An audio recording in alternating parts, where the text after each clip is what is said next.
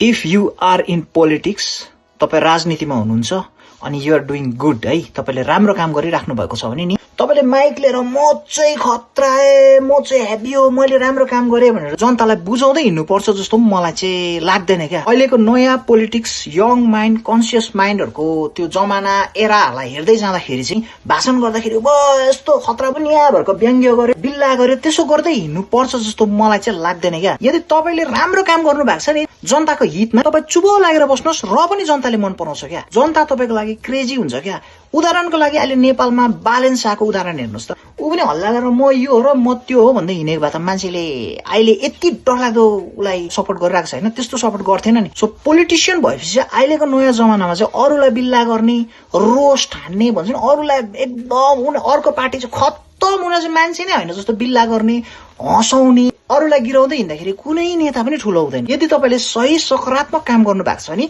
जनता यतिको कन्सियस भइसकेको छ कि उसले के काम गर्यो, उसले के काम गर्नु सक्छ, गर्नु सकेको थिएन, अब सक्छ, त्यो जनताले बुझिहाल्छ। तपाईँले राम्रो काम गरिराख्नु भएको छ भने चाहिँ तपाईँले हल्ला गर्दै म यस्तो हो र म त्यस्तो हो भन्न छोड्नुहोस्, मान्छेले बुझिहाल्छ।